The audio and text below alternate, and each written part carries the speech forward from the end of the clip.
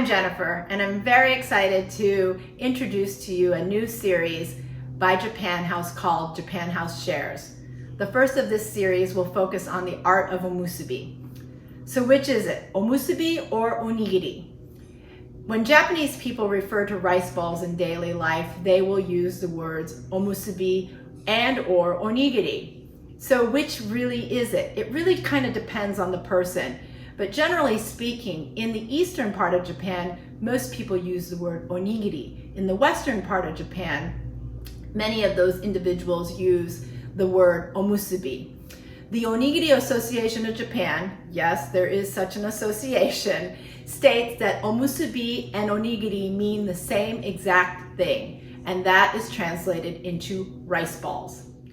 Although there are a variety of shapes that one can make when making omusubi, I tend to gravitate towards the triangular shape. This is a very traditional shape, and I'm going to show you two ways to make omusubi in this way. One is the traditional way of using water and salt directly in your hands. And then the second way is using plastic wrap.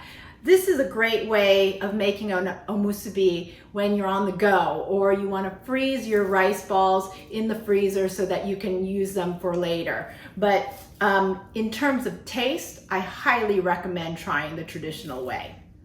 Today I have prepared several fillings that you can use inside of your omusubi, or you can actually mix them into your rice. It is totally up to you. The first is a combination of canned tuna and Kewpie mayonnaise, which is absolute must. You cannot use American mayonnaise. You must use Japanese Kewpie mayonnaise because the difference in flavor is radical. I added a dash of soy sauce, and then just to kind of brighten it up, I added some green onions. The second filling that I prepared is some salmon. I simply took a salmon fillet, salted and peppered it, and put it in the oven and baked it, and now I have flaked it into small pieces that I'll either mix into the rice or I'll put in the center of the rice ball. The next is furikake.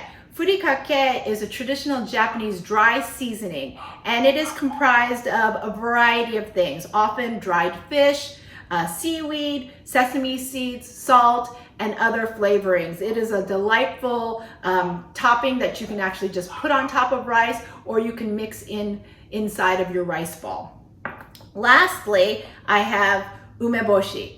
This is roughly translated as a Japanese salted plum or a pickled plum. This is one of my most favorite foods, and it's very hard to find good umeboshi in this country. And so often when I go to Japan, I kind of stock up while I'm there. You can maybe be able to see the two different colors in my umeboshi. When buying umeboshi, please note that the ones that are more red are often a little bit saltier, and then the ones that are a little bit more kind of on the rust color are a little bit more sweet. So it depends on your flavor palette. The other caution that I will share with you is that each plum has a seed inside of it. So please, when you're preparing your rice ball, either take that seed out or let the person know that there's a seed inside of the sour pickle plum inside of their rice ball. The first thing that you need to do, obviously, when making omusubi is that you must prepare your rice. So I have a rice cooker here, and I prepared some rice, and when I open the rice cooker after the rice is freshly cooked, I will take my rice paddle or shamoji and I will fluff the rice. And so it's really important that you do that, and you do that so that you don't have kind of a flattened bottom of the rice and such. And so I'm going to mix my rice a little bit here, and then I will start showing you how to make an omusubi. Once the rice is mixed, then the traditional way of making a rice ball would be to take some water and make sure your hands are a little bit wet. If they're overly wet, then it gets to be a bit of a mess. So I try to keep a towel nearby and dry off my hands. And then the second thing that you're going to do is you're going to take some salt and sprinkle it in your hands, and then kind of rub your hands together so that the salt is evenly spread in your hand. You'll take the shamoji and you'll take about a scoopful of rice like this and place it in your hands. Be careful, the rice is hot after it's freshly cooked, so you don't want to burn your hands. And the main thing is you want to keep the rice moving. So you can see I've already kind of shaped it into a ball here. But then the first thing that you're going to do is you're going to use whichever hand you're more comfortable with as the pressure point for the rice ball here. So I'm flattening the rice ball, and then this hand, the left hand, is going to make the apex of the triangle. So I'm going to pinch and squeeze gently, and then I'm going to rotate it, and I'm going to do it again, and I'm going to do it again, and do it again, and do it one more time. And in general, this should shape your rice ball into a beautiful triangle like this. Now, to make a rice ball with some filling, I'm going to use the more contemporary way of using plastic wrap. So I have my plastic wrap already, and I have it inside of a rice bowl. Sometimes this is quite nice because then you can predict the size of your rice ball when making it. So the plastic wrap is in there, and then I'm simply going to add some rice to the bowl like such. And then before I actually start forming the ball, I'm going to add something in the center, and I'm going to add some salmon. So I'm going to take a piece of salmon, and I'm going to push it down into the center of the rice like this, and maybe I'll put a little bit more to be extra generous. So once I've done that, then I will take the plastic wrap, and I'm going to wrap it around the rice. And then you can place the bowl down, and you can pick up the rice quite easily. And I'm going to make sure that the salmon is not showing so that it becomes somewhat of a surprise inside. And I'm going to push the rice together in this way. And I'm actually simply going to form a ball, bringing the plastic wrap towards the top here so that I have all of the edges open at the top and not folded inside of the rice. Once I know that I've done that, then I kind of twist it like this, and then I'm going to open it up, and I'm going to flatten out the wrap on top of the rice like this, so it's neatly flattened so that when I open it, I can open it nicely.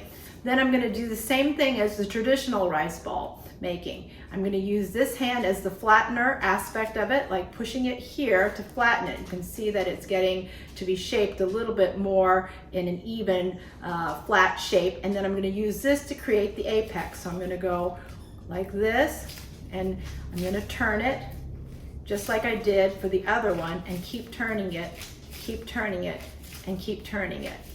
And then I have my perfect little rice ball here that's ready to go. Another very traditional and delicious element to the rice ball is nori. So if you are able to find seasoned nori or seaweed in your local Asian grocery store, I highly recommend it. This has already come in the rectangular shape, and so you simply take your rice ball and then wrap it around the bottom, and then you're ready to go and to eat your rice ball. The great thing about the nori is that it kind of becomes a guard or a protector from getting your rice on your hands, and it becomes an easy way to eat also. I would highly recommend not putting your nori on your rice ball until you're absolutely prepared to eat, because it will cause the nori to get a little bit soggy. But it is a delicious additive to that of your musubi. As I mentioned before, furikake is a very popular Japanese seasoning.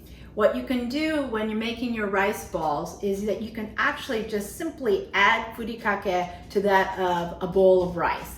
So I'm going to go ahead and do that, and then I'm going to mix this together so that the seasoning is flavored throughout the rice.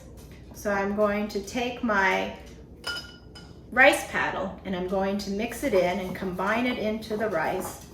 And how much do you put in is completely dependent upon your taste and your liking. So I would recommend to try a variety of amounts till you get it to the point where you enjoy the flavor. Try to mix it well so that you don't have any chunks of just white rice, but that you want your seasoning to cover every aspect of the rice that's in the bowl. Once you've done that, then you can take some of the rice, and I have my bowl ready with the plastic wrap, and put some of this seasoned rice into the bowl. And if I want to make this an extra special rice ball, which I will do, I'm going to add a pickled plum to the center and push it in a little bit like this. And then I'm going to take my plastic wrap, as I did earlier, and wrap it. And we'll make sure that the pickled plum is not showing, and push together the rice as we did earlier. Have all of the edges sticking up here, and then twist it a little bit to form the rice. Again, you don't want to put too much pressure on the rice because you don't want to crush the rice, and you don't want it to be so compacted. But you don't want to be so loose and so delicate about it that the rice ball doesn't stick together. So it's always a fine balance. Once you have a beautiful ball formed and you want to make the triangular shape, then you kind of fold the plastic wrap nicely over so that when unwrapping the rice ball, it's easy to deal with.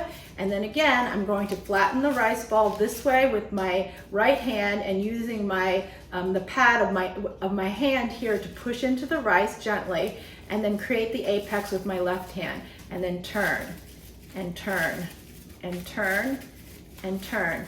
And then now I have a beautifully seasoned rice ball that is ready to go. I hope you enjoyed the first of our series of Japan House Shares and the art of Omusubi.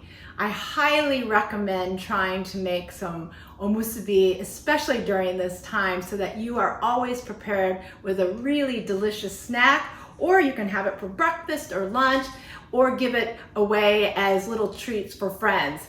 I believe that this one has maybe Michael's name written on it, and this one has Diana's name written on it. And although I don't have another one for Lisa, I'm going to enjoy this one. Thank you for watching.